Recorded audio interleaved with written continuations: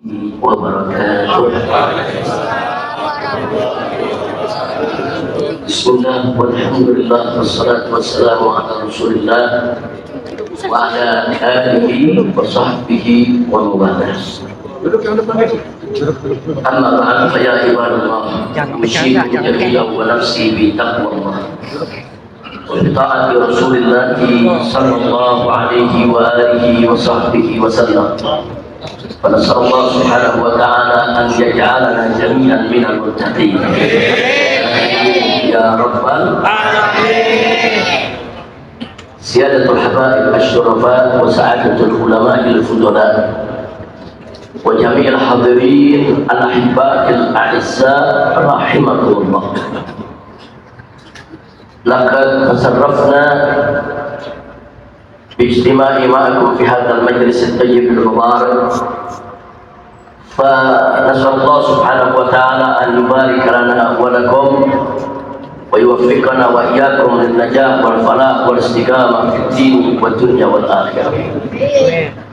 Kepada para habaib, para kiai, para tuan-tuan guru, satu kehormatan bagi saya dan merupakan kebahagiaan tersendiri. Pada hari ini saya bersama beberapa menantu saya dan sahabat saya bisa bersilaturahim ke seluruh jamaah daripada Masjid Miftahul Khair, di mana di masjid ini, di tempat ini, di wilayah ini, dulu saya punya seorang sahabat yang sangat baik, seorang guru yang sangat tawadhu, seorang guru yang begitu peduli dengan perjuangan Islam, yaitu almarhum wal maghfurlah Asy-Syaikh Kiai Haji Muhammad Abid Ahmad rahimahullahu taala rahmatal abrar. Beliau sahabat kami dalam perjuangan, dan beberapa kali saya hadir dalam acara majelis atau hari besar Islam, baik di masjid ini atau di rumahnya, baik di waktu ba'da subuh maupun di malam hari. Dan beliau juga beberapa kali selalu menyempatkan diri untuk bisa hadir di Petamburan. Bahkan pada saat saya hijrah ke Makkah sekalipun, beliau membawa keluarganya, jamaahnya mampir ke tempat tinggal saya di Makkah. Jadi saya tidak pernah lupa, dan beliau orang yang tawadhu, orang yang nggak banyak ngomong, ya kawan, tawadhu, tuan guru yang luar biasa. Nah, beliau mengajar, dan sekarang beliau sudah meninggalkan kita, tapi alhamdulillah beliau punya saudara, beliau punya anak, beliau punya keponakan, semua keluarga terus melanjutkan perjuangannya. Alhamdulillah. Dan semua kegiatan di masjid ini, dari majelis-majelis taklimnya, dari hari raya daripada hari besar Islamnya, semua tetap dijalankan seperti biasa. Kita doakan semoga almarhum yang sudah meninggalkan kita diterima segala amal ibadahnya oleh Allah Subhanahu wa taala, masukkan ke dalam surganya, jadikan raudhatan min riyadil jannah, serta semua keluarga yang ditinggalkan, adik-adiknya, saudara-saudaranya, anak, keponakan, semuanya semoga senantiasa dilindungi oleh Allah Subhanahu wa taala, dipanjangkan umur dalam taat dan ibadah, dipanjangkan umur dalam sehat wal afiat, amin ya rabbal alamin. Di hari ini sekali lagi saya bahagia bisa datang, bisa bersilaturahim untuk terus menyambung tali daripada persaudaraan ini. Mudah-mudahan Allah kuatkan persaudaraan kita semua. Amin ya rabbal alamin. Tadi barusan kita sudah sama dengarkan khutbatul Jumat yang disampaikan oleh guru kita yang luar biasa berkaitan dengan ibadah haji, yang berkaitan dengan ibadah kurban. Alhamdulillah. Nah, saudara, insya Allah besok hari Sabtu kita sudah masuk hari Tarwiyah. Kemudian berikutnya hari Ahad kita sudah masuk hari Arafah. Ini kita bicara hasil ruqyah di Indonesia, ya kawan. Dan insya Allah hari Senin kita sudah hari Selasa, Rabu, Kamisnya kita masuk ayyam tasyrik. Nah, kita mulai dari yang pertama barusan. Kenapa saudara tanggal 8 Dzulhijjah, insya Allah besok hari Sabtu, kok disebut hari Tarbiyah? Tarbiyah itu secara lugah artinya ragu, nggak yakin, sudah. Nah, kenapa hari itu kok disebut hari keraguan? Sebab saudara, di hari itu Nabi Allah Ibrahim alaihissalam masih ragu dengan hasil mimpinya. Jadi sebelum hari itu Nabi Ibrahim mimpi. Allah ceritakan dalam Al-Quranul Karim bagaimana Nabi Ibrahim berkata kepada anaknya yaitu Nabi Ismail, qala ya bunayya inni ara fil manami anni atbahu fanzur madza tara. Jadi Allah ceritakan dalam Al-Quranul Karim bahwa Nabi Ibrahim berkata kepada putranya Ismail. Apa kata Nabi Ibrahim alaihissalam? Ya bunayya, hei putraku, inni ara fil manam, aku lihat dalam mimpi. Ingat, mimpinya Nabi gak sama dengan mimpi kita. Kalau mimpinya para nabi itu ru'yah shadiqah, mimpi yang benar, sudah. Nah, mimpi yang benar itu merupakan bagian dari wahyu Allah Subhanahu wa ta'ala. Jadi Nabi Ibrahim mengatakan kepada anaknya, ini arafil manam, aku lihat dalam mimpi yang tidak lain dan tidak bukan mimpi itu, saudara, mimpi seorang nabi datang dari Allah. Anni atbahu, bahwa aku ini harus menyembelihmu, harus menyembelihmu. Nah, jadi disampaikan itu kepada Nabi Ibrahim kepada anaknya, saudara. Nah, tapi sebelum penyampaian ini ada peristiwa.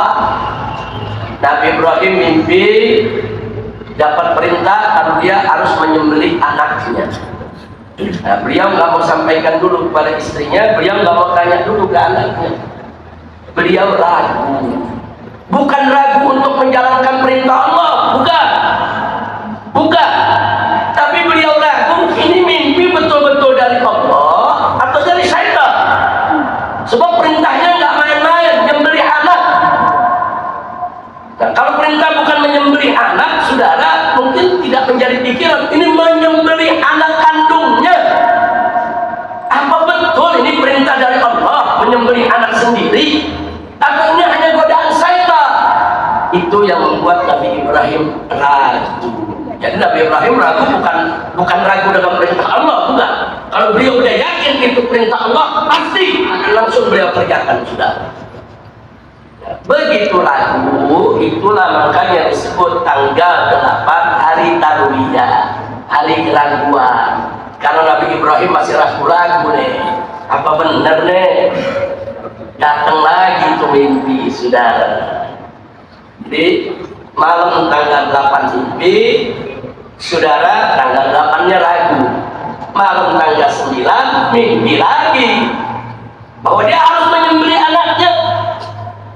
Besoknya tanggal 9 baru Nabi Ibrahim yakin bahwa ini mimpi dari Allah, bahwa ini ru'yah shadiqah, bahwa ini bukan godaan setan. Yakin.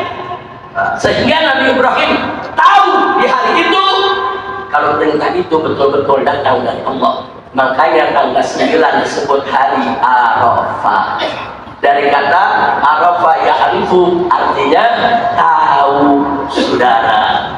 Jadi tanggal 8 hari Tarwiyah karena masih ragu. Tanggal 9 hari Arafah karena sudah tahu. Nah, begitu Nabi Ibrahim sudah tahu, saudara, Nabi Ibrahim tidak menunda lagi, langsung disampaikan ke istrinya, langsung disampaikan ke anaknya, saudara, tanpa sedikit pun keraguan. Nah, begitu disampaikan kepada sang istri, ternyata apa yang didapat oleh Nabi Ibrahim, saudara, istrinya ridho kalau memang itu perintah Allah.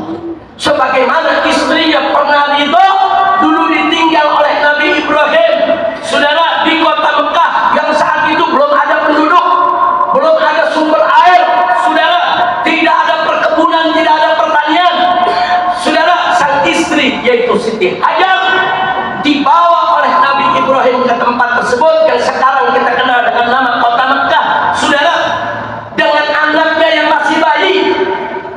Begitu mau ditinggalkan, Siti Hajar cuma nanya, wahai suamiku, ini kemauanmu atau perintah Allah? Itu aja pertanyaan. Kalau ini kemauanmu, aku protes, aku tidak terima. Bagaimana bisa istri dan anakku tinggal di padang pasir begitu aja, saudara? Sekelilingnya gunung-gunung, bebatuan, air nggak ada. Tapi kalau ini perintah Allah, kerjakan, tinggalkan kamu. Kalau Allah yang perintahkan, maka niscaya Allah pasti akan jagakan. Subhanallah. Ini imannya luar biasa ini, saudara. Kalau tinggal di padang pasir, nggak ada penduduk, nggak ada perkebunan, nggak ada orang di sana, saudara. Nah, akhirnya Nabi Ibrahim mengatakan ini perintah Allah. Begitu Siti Hajar dengan itu perintah Allah, dia bilang silakan kau tinggalkan kami sini. Subhanallah. Akhirnya terjadilah akan terjadi, kita tahu dalam sejarah, saudara.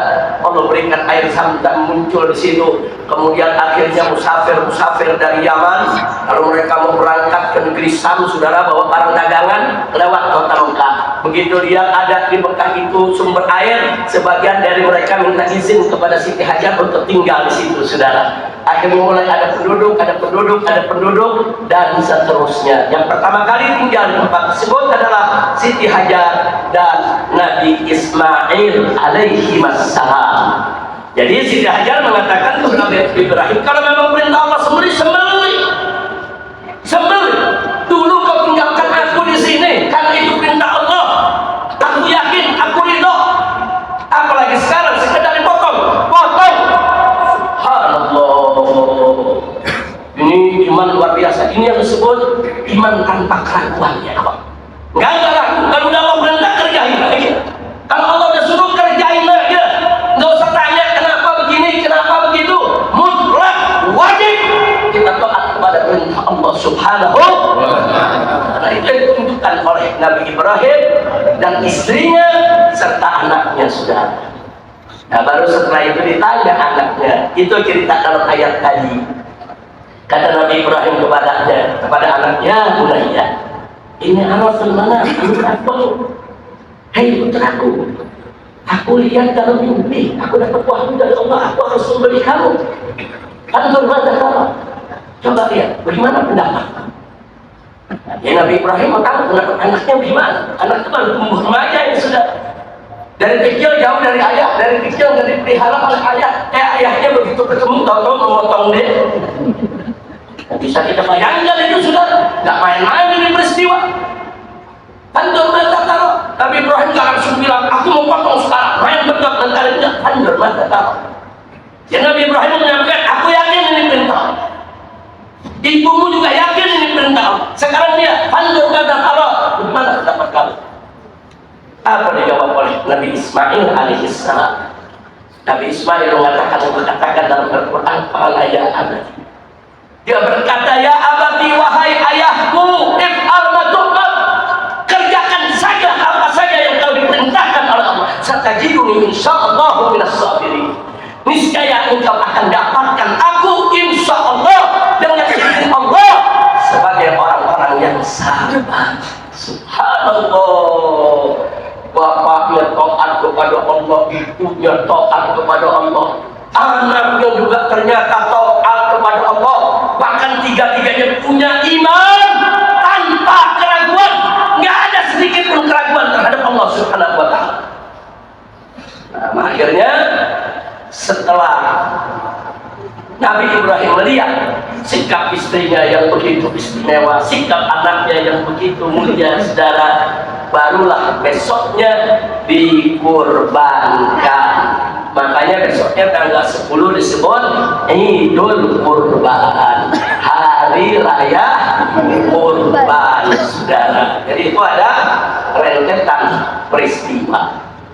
Saudara, jadi kalau tadi khotib kita di mimbar, saudara, menyuruhkan kepada kita untuk memperhatikan itu syariat haji, perhatikan itu syariat kurban, jangan kita sepelekan. Ya, sudah seyogianya lah kita semua memperhatikan itu semua. Dan tadi ayatnya sudah dikutip oleh kiai kita, ustaz kita yang menyampaikan khutbah hari ini. Allah nyatakan dalam Al-Qur'anul Karim, faqala ta'ala walillahi 'alan nasi hajjul baiti man istata'a ilaihi sabila wa man kafara fa innallaha ghaniyyun 'anil 'alamin. Shadaqallahul 'azim. Luar biasa itu ayatnya, Pak. Allah nyatakan walillahi 'alan nasi hajjul bait. Saudara, bahwa umat manusia ini, umat Nabi Muhammad sallallahu alaihi wasallam wajib hajjul bait untuk menunaikan ibadah haji di tanah suci, saudara. Wajib lillah, hanya bagi Allah, saudara. Siapa yang diwajibkan? Man istata'a ilaihi sabila. Mereka-mereka yang sudah punya kemampuan, yang sudah terbuka jalan bagi mereka untuk melaksanakannya, baik itu kemampuan hartanya, kemampuan fisik kesehatannya, kemampuan juga kesempatan peluangnya. Saudara, kadang-kadang ada orang badannya sehat, duitnya banyak, belum bisa bikin haji karena mesti jagain ibunya yang sakit, saudara. Nah, jadi peluang itu ya hartanya cukup, saudara, badannya juga mampu untuk melaksanakan ibadah haji, walaupun harus ditopang atau dibantu, saudara. Kemudian yang berikutnya, dia punya kesempatan untuk melaksanakannya, saudara. Nah, jadi kalau orang sudah diberikan oleh Allah, saudara, nikmat sehat, nikmat harta, nikmat kesempatan, berarti orang tersebut sudah diundang oleh Allah Subhanahu wa ta'ala. Ayo dong bikin haji. Itu undangan Allah tuh. Undangan, saudara. Tinggal tergantung yang diundangnya. Mau nggak diundang Allah? Saudara, kalau dia tahu diri, bersyukur atas undangan Allah, maka dia akan sambut Allah punya undangan. Makanya dia berangkat di hadapan Allah di kota suci Makkah, dia katakan, labbaik Allahumma labbaik. Aku sambut panggilanmu ya Allah. Aku sambut undanganmu ya Rabb. Itu orang yang tahu diri. Nah, orang yang nggak tahu diri udah diundang nggak datang-datang, ada nggak? Ada nggak? Dan saya harus punya duit banyak, nggak pernah haji. Begitu kita tanya, ente kenapa nggak haji? Jawabnya apa? Belum panggilan. Paling lumpuhnya. Siapa bilang belum panggilan? Ente dapat nikmat sehat dari Allah, dapat nikmat harta dari Allah, dapat nikmat kesempatan dari Allah. Berarti ente sudah dipanggil. Cuma entenya yang nggak tahu diri, nggak pernah mendaftar, nggak pernah masuk daftar haji, nggak pernah mau berangkat. Begitu ditanya ente bilang belum dipanggil. Unil. Ada nggak yang model begitu? Banyak. Banyak. Pokoknya banyak, gua hadir. Jangan tuh lupa nih. Jangan doang banyak. Ada gak? Ada gak? Jangan orang itu. Jangan. Kalau kita udah dapat nikmat sehat nih, kalau panggil tuh ditambah nikmat harta, kalau panggil Allah sayang sama kita. Dikasih nikmat kesempatan, sudah berangkat haji, sudah berarti kita sudah dipanggil oleh Allah. Nah, jadi jangan udah nggak mau haji pakai nyalain Allah, belum panggilan. Ini kalau dalil semacam ini dibolehkan, nanti pelaku juga punya dalil begitu. Ente kenapa lajur takdir? Nanti tanya lagi, ente kenapa nggak mau tobat? Belum panggilan. Kacau tidak? Ayo saya tanya, kacau tidak? Jangan menisbahkan maksiat kita kepada Allah. Kita maksiat, kita yang dosa, jangan nyalain Allah. Betul? Ente yang nggak mau haji, ente yang pelit, bakhil, kikir. Lu paham nggak pelatih? Yang kalau pelit doang itu sedikit, pelit, bakhil, kikir, medit. Udah ada. Nah, kalau kita yang nggak mau menerima panggilan, jangan nyalain Allah belum panggilan. Jangan introspeksi diri, salahin diri sendiri. Ya Allah, aku salah ya Allah. Ya Allah, kau sudah panggil aku, tapi selama ini aku nggak mau penuhi panggilan. Ya Allah, maafkan aku ya Allah. Ke depan beri kesempatan aku ya Allah, agar aku bisa menaikkan ibadah haji. Amin ya Allah. Dalam urutan itu ayat. Selanjutnya Allah katakan waman kafara, barang siapa yang ingkar. Saudara, Allah sudah wajibkan haji, dia ingkari, dia lawan Allah, dia tentang, dia tantang. Waman kafara innallaha ghaniyyun 'anil 'alamin. Jadi jangan sombong dia. Mentang-mentang Allah panggil, dia pikir Allah butuh dengan kedatangannya. Mentang-mentang Allah undang saudara, dia pikir Allah butuh dengan hajinya. Tidak. Allah sampaikan dalam ayat tadi, fa innallaha ghaniyyun 'anil 'alamin. Sesungguhnya Allah maha kaya, gak butuh dengan semesta alam. Itu teguran itu dari Allah tuh bagi mereka yang mengingkari kewajiban haji. Kita diperintah sholat, Allah nggak butuh dengan sholat kita. Kita diperintah puasa, Allah nggak butuh dengan puasa kita. Kita diperintah zakat, Allah nggak butuh dengan zakat kita. Kita diperintah haji, Allah tidak butuh dengan haji kita. Kita diperintahkan Allah sholat, puasa, zakat, haji, yang butuh adalah kita. Karena itulah jalan yang disediakan oleh Allah untuk mendapatkan ridha Allah, yang dengan ridhonya kita bisa masuk ke dalam surganya. Sudah. Yang butuh sholat siapa? Yang butuh puasa siapa? Yang butuh zakat siapa? Yang butuh haji siapa? Apa Allah butuh ibadah kita? Saudara,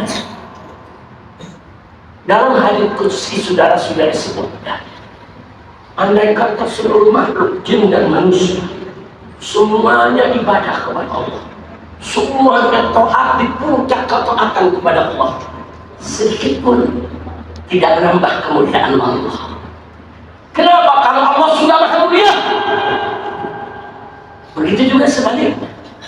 Kalau jin dan manusia semuanya dikumpulkan dari yang zaman dulu sampai sekarang sudah kumpulkan semua, dan semuanya maksiat kepada Allah, di puncak maksiat sudah, maka sedikit pun tidak mengurangi kemuliaan Allah Subhanahu wa ta'ala. Masya Allah. Jadi kita mesti tahu sampai hebat apa itu keagungan Allah, kemuliaan Allah, sehingga keagungan dan kemuliaan Allah tidak dipengaruhi oleh taat atau maksiatnya manusia. Sudah manusia semua taat, sedikit pun tidak menambah kemuliaan Allah, karena Allah sudah maha mulia. Semua manusia maksiat, sedikit pun tidak mengurangi keagungan dan kemuliaan Allah. Sudah. Ingat, siapa berbuat taat akan dapat ridho dan rahmat Allah. Allah yang akan menempatkan dia ke dalam surga. Siapa yang maksiat durhaka kepada Allah, saudara, maka Allah akan jebloskan dia ke dalam neraka. Jadi jangan kita pikir Allah butuh, jangan. Makanya ini ayat luar biasa. Waman kafara fa innallaha ghaniyyun 'anil 'alamin. Kalau siapa yang kufur terhadap hukum Allah, menentang Allah punya perintah, termasuk ibadah haji, coba-coba dianggap itu bukan kewajiban, itu bukan rukun Islam, maka Allah katakan fa innallaha ghaniyyun 'anil 'alamin. Allah maha mulia, maha kaya, Allah tidak butuh dengan semesta alam. Sudah, bukan lagi nggak butuh dengan manusia, dengan semesta alam nggak butuh. Nah, itu kalau sudah tahu begitu, saudara, yuk kita taat kepada Allah.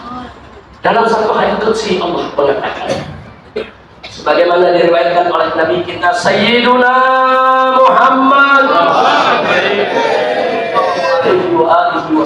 wasallam. Apa kata Allah? Malam yarda bi qada wa lam yashkur li na'amah wa lam yasbir ala bala'i falyakhruj min tahti samai wal yatlub rabban siwaya. Masya Allah, saudara. Apa kata Allah dalam hadis qudsi ini? Malam yang tak diqadai, barang siapa ada yang tidak itu dengan takdir ketetapan, tidak itu dengan ketetapan Allah, sudah dia protes kepada Allah, sudah. Walam yashkur ni'mai, dan dia tidak bersyukur atas nikmatku. Walam yasbir ala bala'i, dan dia tidak sabar terhadap ujianku. Maka kata Allah apa? Yakrut min tahti samai, silakan dia keluar dari kolongan itu, keluar. Wal yatlub rabban siwaya, silakan dia cari Tuhan selain aku. Jadi Ini harus menunjukkan betapa murkanya Allah dengan orang-orang yang tidak ridho dengan ketetapannya, tidak bersyukur atas nikmatnya, dan tidak sabar atas ujiannya. Nah, maka itu saudara, kalau sudah tahu itu, yuk kita ridho dengan ketetapan Allah. Bukan hanya ketetapan berkenaan dengan takdir kita, juga termasuk ketetapan-ketetapan hukumnya. Kita mesti ridho. Kalau Allah nyatakan sesuatu itu wajib, maka wajib kita laksanakan. Kalau Allah nyatakan haram, haram untuk kita lakukan. Sudah, ikuti hukum Allah. Wajib kita tunduk kepada hukum Allah. Sudah. Oh, kalau ini nggak ada pilihan, saudara. Nggak ada hukum Allah diganti-ganti, nggak ada hukum Allah harga mati. Hukum Allah harga mati, kita bawa sampai kita mati, sudah. Hukum Allah nggak bisa diganti. Hukum Allah nggak boleh diubah. Nah, jangan jadi manusia sok tahu, sudah. Hukum Allah berubah-ubah. Saudara, udah tahu minuman keras diharamkan oleh Allah. Ada pejabat muslim sengaja keluar izin untuk pabrik minuman keras. Dengan alasan ini divisa, uangnya bisa bangun negara. Inna lillahi wa inna ilaihi raji'un. Ngaku Islam, tapi beraninya dia mengharamkan yang diharamkan oleh Allah. Ya, saudara. Yang begini, saudara, akan masuk neraka Jahannam lebih dulu nanti. Hati-hati, hati-hati, jangan ubah-ubah hukum Allah ya. Umat Islam semua saya minta. Apa yang Allah haramkan, haram. Apa yang Allah halalkan, halal. Apa yang Allah wajibkan, wajib. Apa yang Allah larang kita, jangan kita kerjakan, saudara. Nah, maka itu dalam Al-Quran dinyatakan, ya ayyuhalladzina amanu atiiqullah wa atiiqur rasul wa ulil amri minkum. Allah nyatakan, hei orang-orang yang beriman, atiiqullah, taatilah Allah. Taat kepada Allah itu mutlak sifatnya. Artinya mutlak, kita nggak boleh berkomentar. Mutlak, apa saja yang Allah suruh kerjain, apa saja yang Allah larang, stop. Wa atiiqur rasul, dan taatilah Rasulullah. Taat kepada Rasul juga mutlak. Apa saja yang Nabi perintah, kerjakan. Dan apa saja yang Nabi larang, stop. Sudah, wa ma atakumur rasulu fakhuduhu wa ma nahakum anhu. Firman Allah dalam Al-Quran, apa-apa yang Nabi berikan kepada kamu, ambil, kerjain. Apa-apa yang Nabi larang, kamu stop, berhenti. Jangan coba-coba dilakukan, saudara. Taat kepada Allah mutlak, taat kepada Rasul juga mutlak. Terus dalam Al-Quran diataskan wa ulil amri minkum. Allah nggak katakan wa atiiqu ulil amri minkum, tapi Allah katakan wa ulil amri minkum. Artinya dalam kurung, taati juga, artinya pakai dalam kurung. Artinya apa? Ada syarat, saudara. Dan taati juga ulil amri minkum. Siapa itu ulil amri? Dalam urusan dunia, pemerintah, saudara. Tapi dalam urusan agama, akhirat, ulama, mereka adalah ulil amri kita, saudara. Taat kepada umara, pemerintah, wajib. Taat kepada para ulama, wajib. Tapi sifatnya tidak mutlak, saudara. Beda dengan taat kepada Allah dan taat kepada Rasul. Apa syaratnya? Satu, selama umara dan ulama ikut Allah dan Rasulnya, wajib kita taat. Tapi kalau umara dan ulama tidak lagi ikut aturan Allah dan Rasulnya, haram untuk kita ikuti, sudah. Simpel syaratnya. Umara wajib kita ikuti selama dia buat keputusan yang tidak menentang Allah dan Rasul. Umara bikin undang-undang, Umara bikin peraturan. Oh, aturannya bagus, undang-undangnya bagus, nggak bertentangan dengan Al-Quran, nggak bertentangan dengan hadis, nggak merugikan rakyat, nggak merugikan negara, bagus, wajib kita dukung dan kita taati semua. Tapi begitu kita periksa, ternyata bertentangan dengan Al-Quran, bertentangan dengan Sunnah di undang-undang. Allah mengharamkan, undang-undang membolehkan. Nabi melarang, saudara, peraturan justru menganjurkan. Ini bertentangan dengan Allah dan Rasulnya. Maka undang-undang apapun, peraturan siapapun, kalau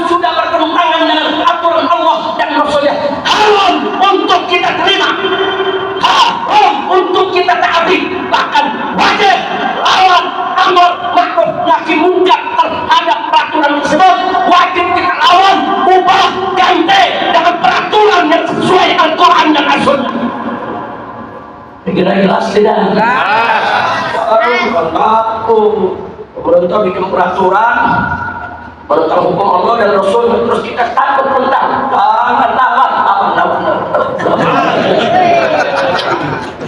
takut amat. Kira-kira siap gak lawan kezaliman? Siap gak melawan orang-orang yang menentang Allah dan Rasulnya? Siap berjuang? Siap beramar ma'ruf nahi munkar? Siap berjihad? Sallu ala nabi wasallim wa barik alaihi. Nah, ini yang saya mau garis bawahi, saudara. Belajar daripada Nabi Ibrahim alaihissalam, belajar dari ibunda Siti Hajar alaihissalam, belajar dari Nabi Ismail alaihissalam, belajar dari iman mereka yang tanpa keraguan, belajar bagaimana mereka taat kepada Allah apapun perintahnya, saudara. Maka itu yuk mari tanamkan iman tanpa keraguan dalam diri kita. Tanamkan ya Allah. Jangan pernah ragu dengan perintah Allah dan Rasulnya. Perjuangkan. Makanya saudara, ulama-ulama istiqamah gak bakal peduli siapapun besok bulan Oktober yang lantik jadi presiden, siapapun dia wajib tunduk kepada aturan Allah dan Rasulnya. Selama mereka ikut aturan Allah dan Rasulnya, kita dukung. Tapi kalau coba mereka melenceng, menentang hukum Allah dan Rasulnya, menentang syariat, merugikan rakyat, membahayakan negara, wajib kita dakwah nasihati, wajib kita amar ma'ruf nahi munkar, luruskan dia segala munkar, wajib kita lawan segala kezalimannya. Sudah kira jelas tidak? Berani kan? Yang benar, yang benar, berani, harus walau karihal kafirun, walau karihal musyrikun, walau karihal munafiqun. Walaupun orang kafir benci, orang musyrik benci, orang munafik benci, masa bodoh. Yang penting kita taat kepada Allah. Betul? Kalau orang Sunda, orang Banten bilang sabodo teh, sabodo. Kalau orang Betawi bilang selamat. Selamat. Jadi jelas ya. Kalau orang Pasuruan, Jawa Timur bilang preketek. Kira-kira jelas ya? Betul. Betul. Jadi kalau ada orang ngajak kita kepada maksiat, saudara, nggak usah takut dibenci media. Oh, tapi nanti dia benci, sabodo teh. Oh, nanti dia marah, ruangan. Oh, nanti dia musuhin kita, masa bodoh. Bisa nggak begitu? Bisa nggak begitu? Yakin? Nah, jadi pengajian kita pada hari ini judulnya bodoh amat. Jadi bisa nggak dipraktekin? Betul. Belum saya akhiri, nama saya ada ujian dulu nih, tes nih. Nah, kira-kira orang tahun khair lulus apa enggak? Nah, siap dites? Siap dites? Saya mau tanya semua, siap tegakkan keadilan? Siap lawan kezaliman? Siap menyuarakan yang hak? Siap mengatakan yang hak itu hak, batil itu batil? Betul. Tapi dia jauh. Bodoh amat. Tapi diancam bodoh amat. Itu dong. Lulus. Ini ada yang ulang lagi. Oh, jawabnya. Ayo sekali lagi, siap amar ma'ruf nahi munkar. Siap lawan kezaliman. Siap lawan kebohongan. Siap lawan korupsi. Siap tegakkan syariat Islam. Betul. Tapi nanti dibenci. Nanti diancam. Nanti dipanggil polisi. Nanti dipenjara. Lulus. Itu sallu ala nabi. Si bodoh amat. Bodoh amat. Bisa nggak begitu? Kalau lagi tablet saudara umat semangat banget. Allah Akbar, kami takbir, kami Begitu boleh penjara pada ngumpet. Udah nengokin enggak. Ya kalau nggak nengokin nggak apa-apa, nasi uduk kan gini setiap pagi. Kalau ada lagi, begitu saya ditangkap, sudah agak awal di pondok PK, alhamdulillah untuk betul. Allah kacau dah. Allah jangan khawatir nggak begitu, amin. Ya Rabbal alamin. Nah, jadi sekali dipakai tuh ilmu bodoh amat pakai. Tapi jangan salah pakai. Kalau salah pakai, ente tidur subuh dibangunin namanya. Bangun sholat subuh bodoh amat. Kacau tuh. Itu salah penggunaan, betul. Kalau bangunnya sholat subuh bangun sholat subuh. Yang bodoh amat tuh kalau kita mengatakan yang hak diancam bodoh amat, dia benci bodoh amat. Ayo sekali lagi nih. Kagak. Tadi udah lulus, tapi nilainya 90. Sekarang mesti 100. Setuju? Siap lawan kemungkaran, siap lawan kemaksiatan, siap lawan kecurangan, siap lawan kebohongan, siap lawan korupsi, siap lawan bajingan, siap lawan orang-orang brengsek, siap lawan pejabat-pejabat jahat. Betul. Tapi diancam bodoh amat. Tapi dibenci bodoh amat. Tapi difitnah, tapi disebut teroris, tapi disebut radikal, tapi dimusuhin, rekeningnya dibekuin, organisasinya dibubarin, bisnisnya ditutup, boleh keluar kota, nggak boleh bertamu, ditangkap, diperiksa, penjara, dibunuh, takbir, 100. Cukup. Mudah-mudahan Allah berkali kita semua. Jadi saya senang, saya datang kemari karena sebentar saudara umat di sini sama. Warga ramai 5 menit udah paham. Alhamdulillah. Ada pejabat puluhan tahun kita sehatin udah paham.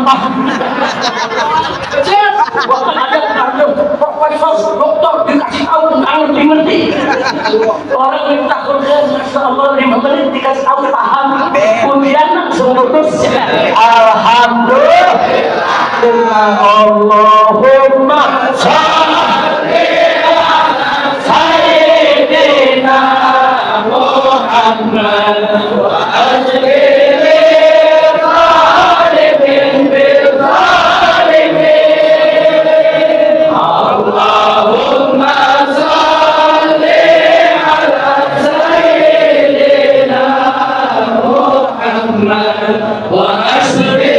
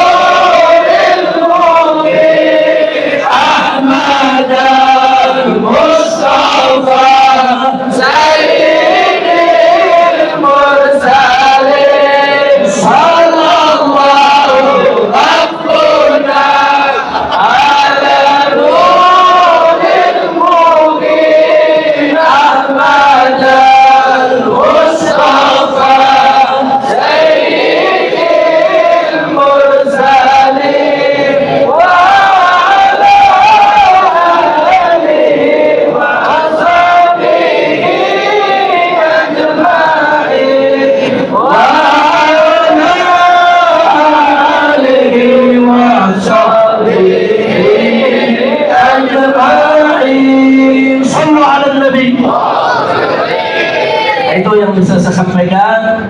Mudah-mudahan tidaklah kita pulang dari masjid ini ke rumah kecuali dosa kita diampuni, kesalahan kita dimaafkan, penyakit kita disembuhkan, pekerjaan kita dimudahkan, rezeki kita diberkahi, tangga kita diharmoniskan, kesulitan kita dimudahkan, kesulitan kita dilapangkan, karuniakan anak-anak keturunan yang soleh dan solehat, kita diberikan bahagia dari dunia hingga akhirat.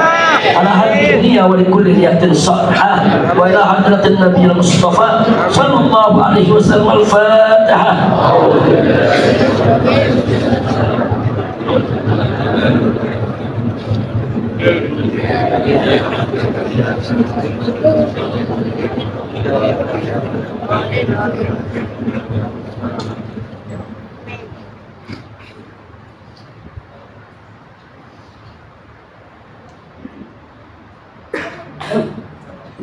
Sekian yang bisa kita sampaikan.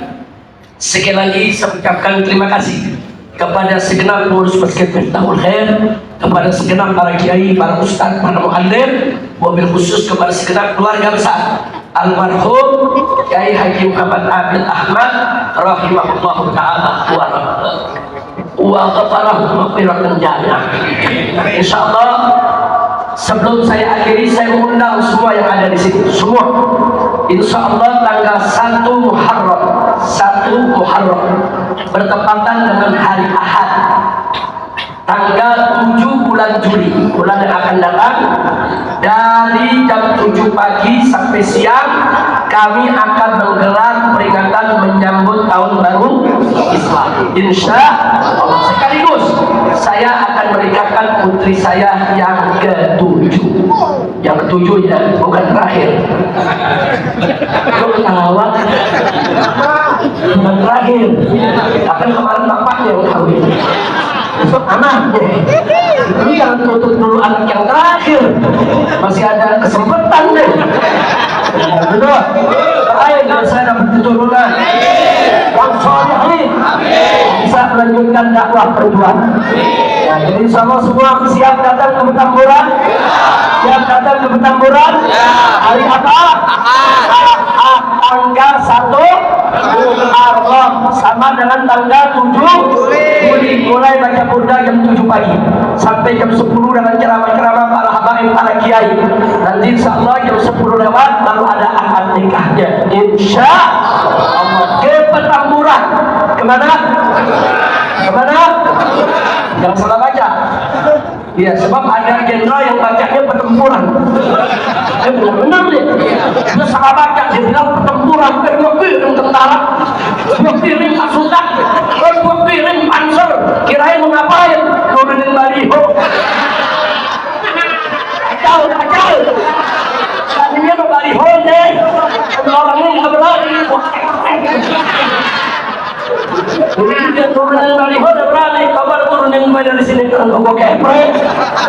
Betul? Betul. Sekali lagi, itu namanya apa di sana? Petamburan. Petamburan, bukan Petamburan. Paham? Paham. Ngerti?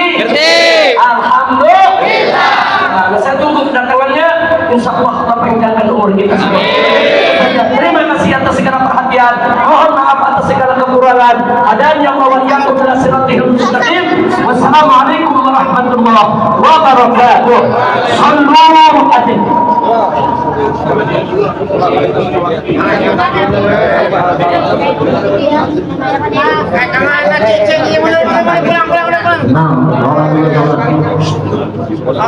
Habib capek, keringatan nih, panas. Cicing. Foto Wandi aja, foto Wandi. Ini yang salaman sama gua aja.